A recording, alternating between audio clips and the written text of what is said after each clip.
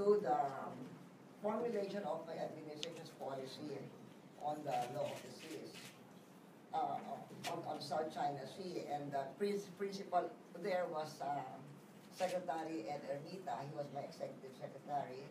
And we made him head of the committee that handled the South China Sea, the commission, not the committee, but a commission that handled these matters. And helping him do the job, I have also, we also invited as additional resource persons if you have any technical questions. Rear Admiral Vicente Andaman, who is Deputy Director General of the National Security Council, and Deputy Administration Efren Carandang of Nambia, who did a lot of the mapping, the surveys that allowed us to file the bill that resulted in the RA 9522, which is our baselines law. So, Attorney Mendoza is on his way here, no? Yes, ma'am. So maybe we can ask first. Yeah, okay. Maybe Ed can, there's Attorney Mendoza. Tatang Tito will just, here.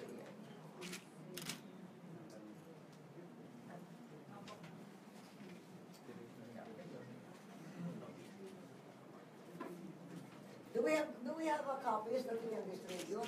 Sorry, we only, sorry, we have only about 20 copies, but I think there are 20 people sitting down anyway. So we can distribute them.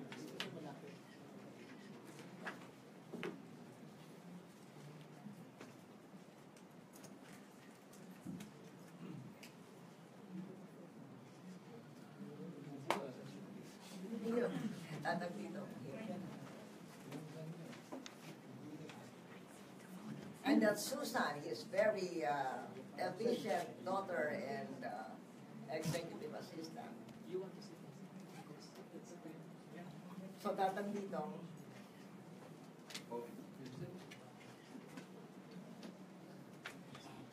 When you were walking down, I explained to them that this being a break and they don't have much news on legislation and on inquiries, this is a good time for them to be the audience of our launching of their primer. Wala pa? Okay. So I explained to them already a little bit about that, and I already introduced Secretary Ermita, so you have the floor.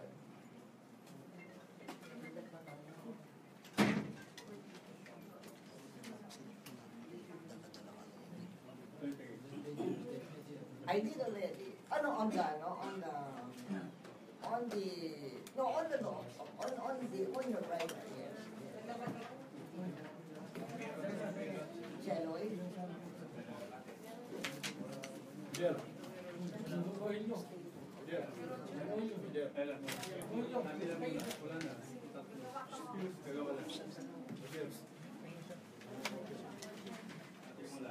Anong exact 20 copies of the list? We don't have... Hindi, yung approval, yung bawal. But we have 20 that are in this form. Is it better to give out this form? We have it upstairs. Diba, Susan? Ayun. Ayun. Yeah, I think the one seated can be enough for the one seated. So na lang the guys in the cover. Ito naman. Wait lang. Kunain mo na. Yeah.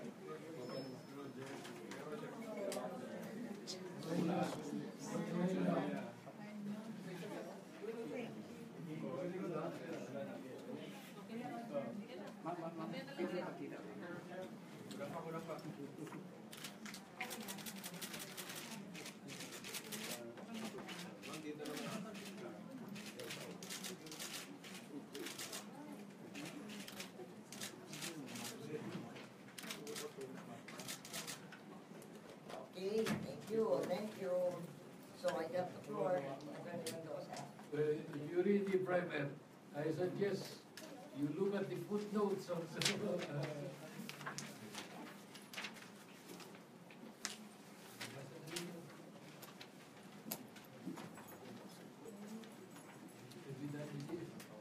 No, this is going to be this decision. Not a statement, for the guidelines. No. This is not my statement, this is the summary. Well, let me explain a little about the primer. This is not a treatise.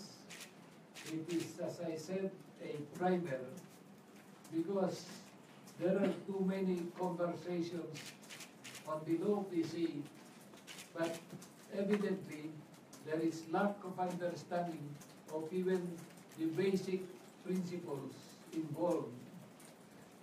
Maybe I should highlight the Philippine position on the law of the sea. Principally, our position is based on what is called the archipelagic principle. We have been fighting for this through several decades without success, until finally, when the Law of the Sea Convention, the archipelagic principle was included there. This is the significance of the principle. As you know, our country is an archipelago composed of more than 7,000 islands. Without the archipelagic principle, each island will be an island by itself. So there will be high seas between and among the islands. That means our country will not have a unified and integral geographic situation. Finally, we were able to achieve that in the Law of the Sea Convention. But even after achieving that principle, obtaining its recognition as part of the principles in the Law of the Sea Convention, that would be meaningless unless baselines are drawn around the archipelago. Let me say a little about the baselines. Baselines are the lines around an island or a continent, in this case, around the archipelago, from which you measure the breadth of the territorial sea, the continuous zone, the exclusive economic zone, and the continental shelf. Incidentally, these are the maritime areas over which a country has sovereignty and jurisdiction. Let me repeat, territorial sea, which should not be more than 12 miles, exclusive economic zone, which normally should just be 200 nautical miles, and a continental shelf of the same breadth, unless we obtain what is called an extended continental shelf, which is beyond 200 nautical miles. We have achieved that during the Arroyo administration. We obtained recognition of an extended continental shelf of what is now known as the Benham Rise. That means we have exclusive jurisdiction to explore and exploit the seabed resources of the continental shelf. You must now, however, distinguish the rights over the maritime areas incident to territorial sea. Territorial sea, you have the right on the seabed, the waters, and above. But continental shelf, you have rights only on the seabed and underneath, not over the waters. So that is the difference.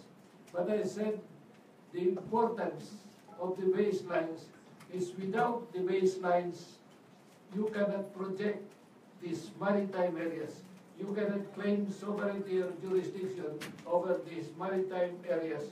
So that all-important achievement was achieved during the Arroyo administration. You must remember, the Law of the Sea Convention was approved in the 1980s. 1980s to 2015, nearly 30 years.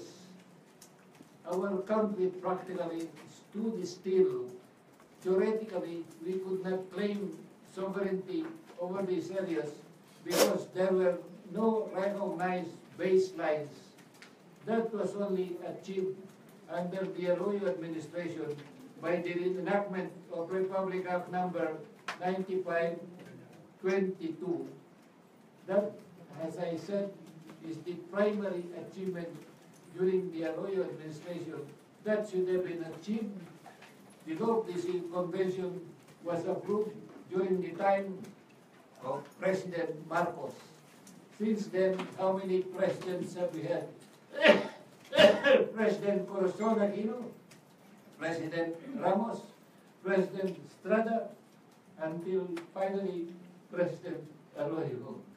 So the situation was at a standstill until the enactment of Republic Act 95/22. But the achievement of the Arroyo administration in the Law of the Sea goes far beyond that.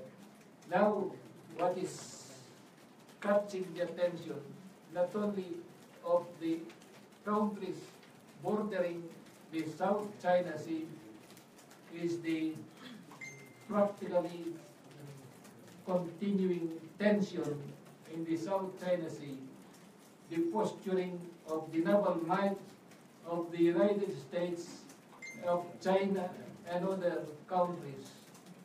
That did not exist during the Arroyo administration. There was relative quiet and peace. Now, you usually read about what is referred to as China's island building factory. That refers to the Built during the reclamation. previous administration. Reclamation. Built during the previous land. administration.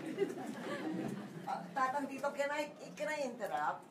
You were talking about, this is very instructional even for me yesterday when the guys of Namria and NSC were giving the briefing. Because they talk about territorial, the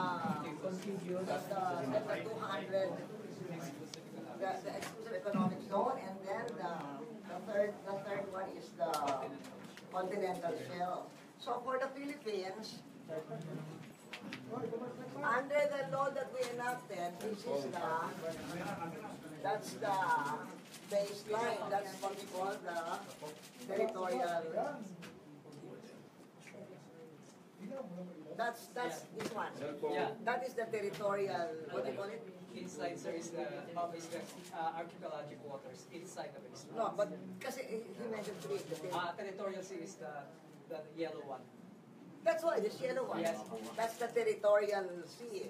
And then this one is the 200-kilometer continental, 200-mile continental shelf. And then if in the border there is land, even if it's underwater, then the land continues outside, that is the extended continental shelf. And that's the Benham Rise, which we were not going to discuss, but since Attorney Mendoza mentioned it.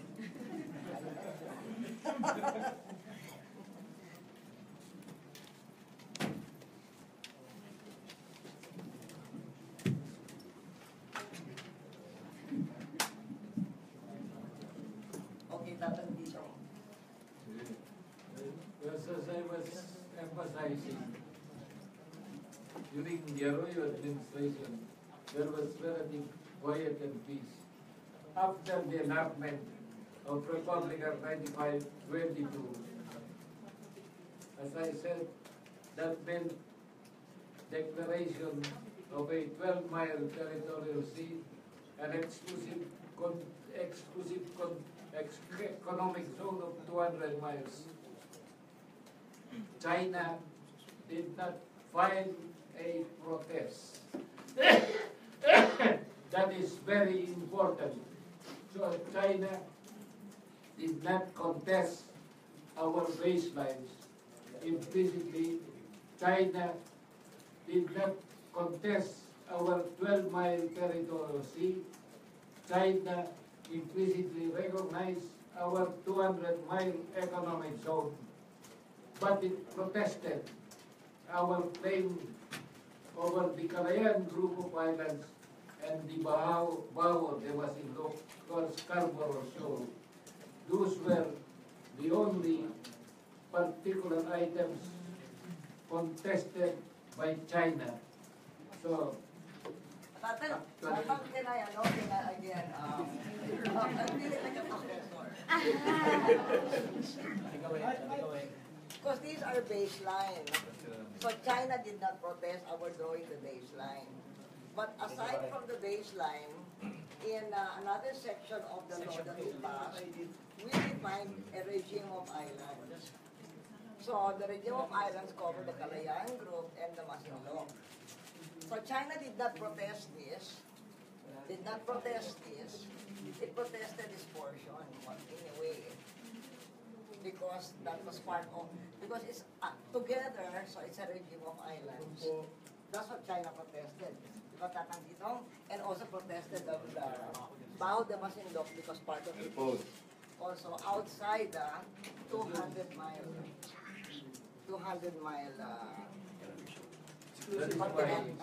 economic zone.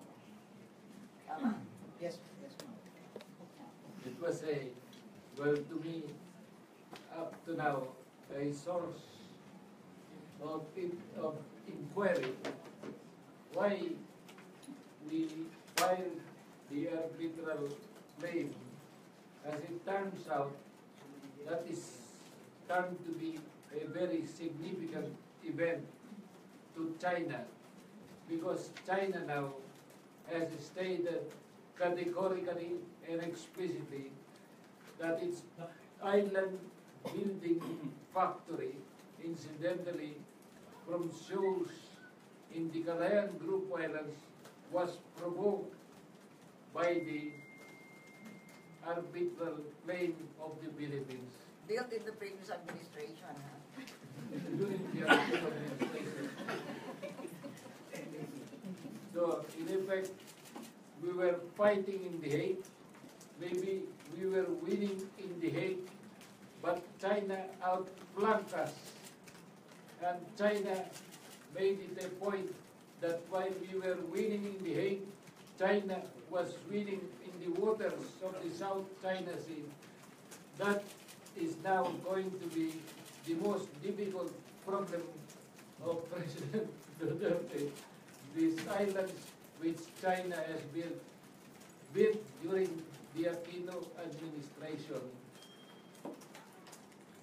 Now, beyond that, during the Arroyo administration, there was not just peace and quiet, there was a cooperative effort, not only between the Philippines and China, but including Vietnam. You probably have not noted that among the claimants in the South China Sea is Vietnam.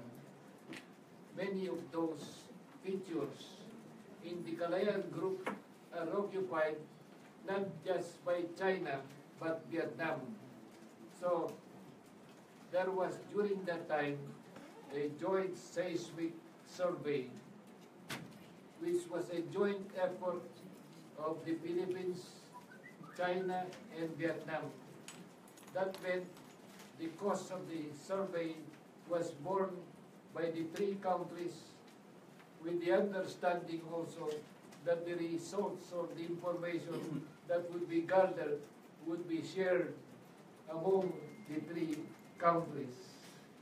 Of course, there were questions of constitutionality, but the point is that that shows that cooperation, not necessarily war in the South China Sea, is a possibility and perhaps is the best solution.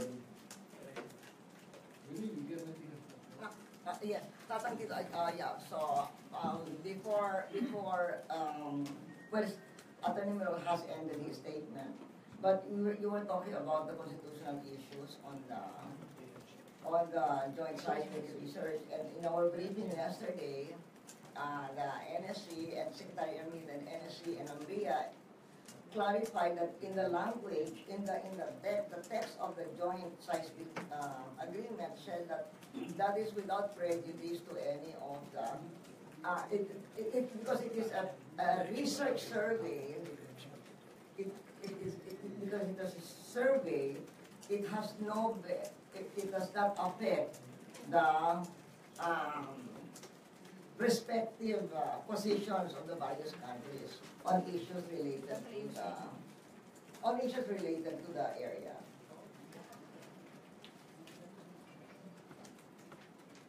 So, Attorney Mendoza is done. So we have a few minutes about 10 minutes for questions if you want. We're open to floor for questions. So, ma'am, Tina again.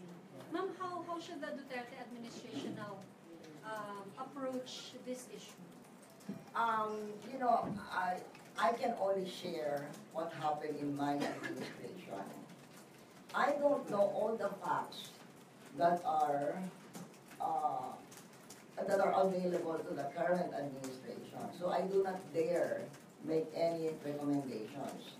And I keep that attitude because of my own experience as president. There were so many other people in the peanut gallery telling me what to do, and they did not have all the facts at their disposal. So as far as I'm concerned, President Duterte knows what he's doing, and I have no specific recommendations to make. I have a general recommendation to make that, which I made during the National Security Council meeting that he held early in his administration, and that is, as far as China is concerned, our strategic direction should be to emphasize our economic relations and transcend, to the extent that we can, matters at issue between us. Ma'am, having said that, do you favor resorting to JMSU again? Well, as I said, I cannot give specific recommendations because I do not know all the facts that are available to the current administration. So that's why when I give an opinion, and I have done it, and I have stated it even in a press conference before, it is strategic, not operational or tactical. Ma'am, President Duterte mentioned getting on a jet ski and Those are very tactical issues. I've given a general recommendation that I have made public. With China, let us concentrate on our economic ties, and to the extent that we can, transcend the matters at issue between us. Ma'am, Talisan from Inquirer.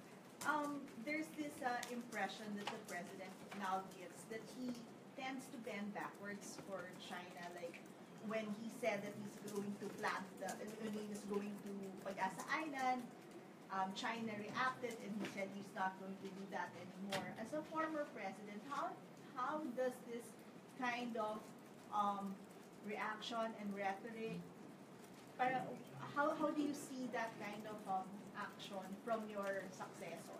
Is it helpful? Is it a good style? He knows what he's doing. Do you think that He knows what he's doing. Clarify ko lang po, Ernesto Pamela. Clarify ko lang po, yung JMSU that was done before, it does not affect our claims. Because it's a research project. It is not even exploration, it is free exploration, it's research. May I say something about Pag-asa? Pag-asa is part of the Calayan group of islands. I have been there during the Marcos administration here. So we have a military contingent there. We have a school there. We have an airfield there. There is absolutely nothing wrong for President Duterte to go there if he would like to. That is ours. We have claimed it, although China also claims it.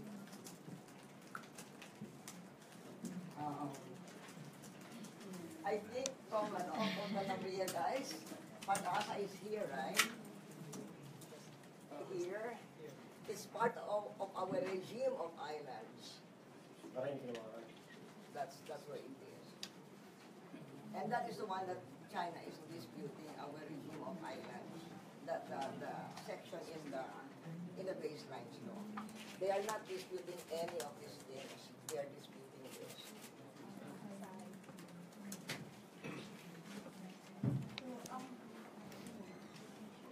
Sir and ma'am, so you think the case that we filed before the Hague, it was a wrong strategy? It was more detrimental to the country than helpful? Attorney Mendoza knows that issue better than me, so I think that's what he said. As I said, I do not know the reason that claim was filed, so I cannot say it is right or it is wrong. What I can only say is that as far as China is concerned, it says it provoked their island building factory. Perhaps I can add that the plane was directed at China's 9-dash line. But before that, I do not remember China having claimed any right of navigation or interfered with the right of navigation of any country on the basis of the 9-dash line. Incidentally, the arbitral tribunal made no ruling on whether the 9-dash line is valid or not. What rules is that by virtue of the 9-dash line is that it does not establish right of China over any territory.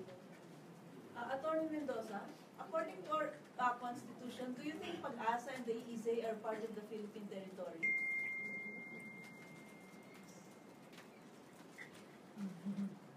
Well, there is general reference to reiterating, to maintaining our sovereignty and jurisdiction, but there is no specific statement of what those consist of, Kalayaan or whatever. Considering that the Constitution says portions of that we have control of, and you were just saying that we have control over Kalayaan, would that be enough to make it a part of Philippine territory as defined by the Constitution? We have a claim, but China and Vietnam have taken over several of those islands, and in the arbitral claim they are referred to as features over a long period of time before the Arroyo administration, maybe during the Ramos administration. But at that time, even if they had taken over the islands, they kept them just peacefully. They were not used as fortresses or were fortified for any armed action or naval activity. No, sir. As a lawyer, according to the Constitution, how would you interpret, would you say that the islands that we have control over are part of the Philippine territory? It's very hard to, let me just point out one aspect. And the law of the sea convection, what we refer to as internal waters in our constitution has now been referred to as archipelagic waters. The Supreme Court, in the case of Magallona versus Ermita, ruled that that is not unconstitutional. And as a matter of fact, in the 1987, Article 12, Section 2, it already mentions archipelagic waters. So the Constitution is keeping in step with the developments in the law of the sea. So since Secretary Ermita won a case, so on that question, maybe you want to add something, Ed? Well, yes, ma'am. Well, in reference to what was brought out before the Supreme Court, when RA 9522 was passed in 2009, there was a case brought before the Supreme Court trying to prevent or issue a temporary restraining order for its implementation. And the ruling of the Supreme Court was that the area covered and referred to in RA 9522 are constitutional, and therefore the petition filed before it by Mr. Leona and Harry Roque was denied or thrown out of the Supreme Court. And then I think in the briefing yesterday, you explained to us the difference between the exclusive economic zone and the regime of islands. The EEZ, we have total control over that, land and sea. Whereas in the regime of islands, we have control over the land, but the sea is open, isn't it? But that's the distinction between. Attorney, kaya niyo po ba nilabas to para ito yung maging basis sa mga usap-usapan tungkol sa West Philippine Sea at sa issue ng Benham Rice, itong primer regarding dito? Kasi ang daming mga nagsasabing mga international law expert nakakaalam sa issue sa West Philippine Sea, South China Sea, at sa Benham Rice. Ito ho ba ay naakot sa issue sa Pilipinas? No question? Did you publish this to become a basis for policy, Philippine policy on the South China Sea? That is my question po. This is just a private. As you will note,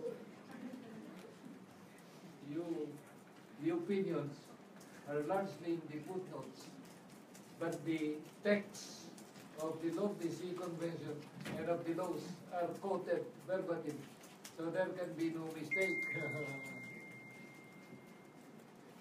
Okay. Last question. Sir, are you going to give the President a copy, and do you plan to seek an audience with the President about what you wrote soon, sir?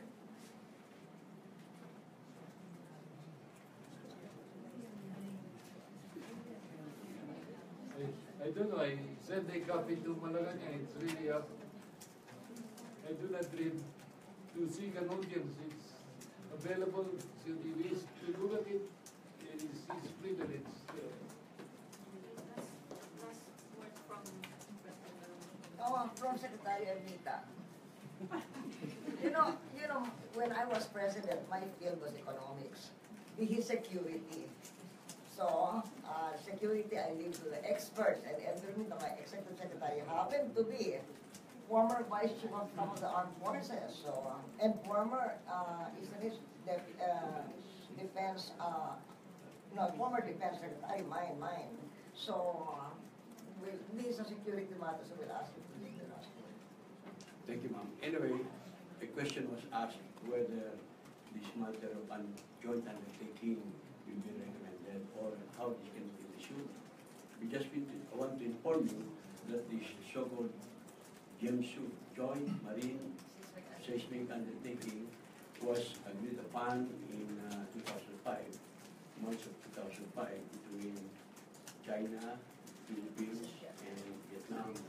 And it had a life of 3 years, so that on June 30, 2008, it elapsed. And therefore, it depends on whatever information the administration may get about whether there was any benefit at all that we got out of this joint marine seismic undertaking. But I think the important thing is, as expressed by the President Arroyo and Tony Mendoza, is that because of such joint undertaking, there was no tension among claimant countries.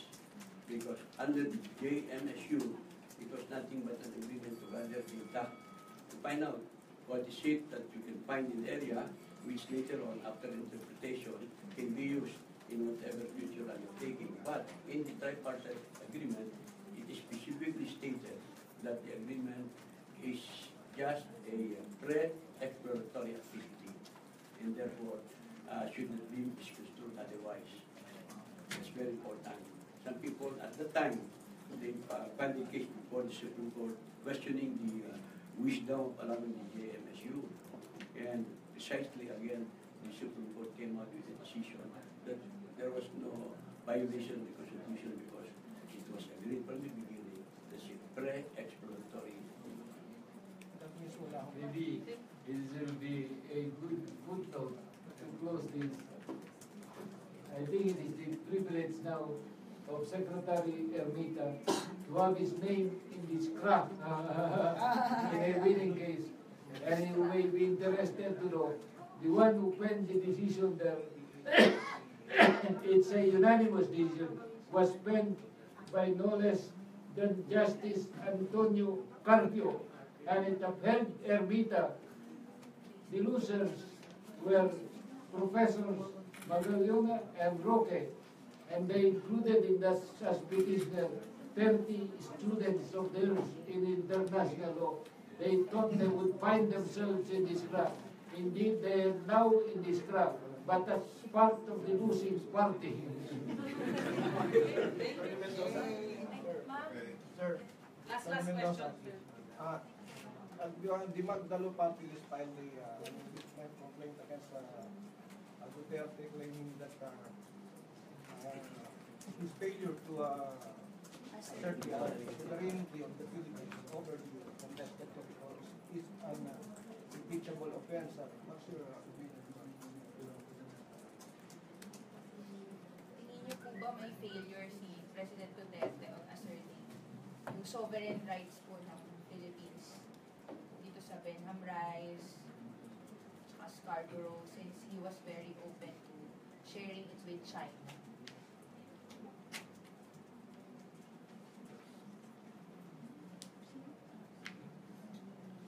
Well, as President Arroyo said, we don't know all the facts. But from what I see, it is a personal opinion. I think President Duterte is navigating the troubled waters of the China Sea very well. Wow. Thank you. Good ending. Good ending. Good ending. Let's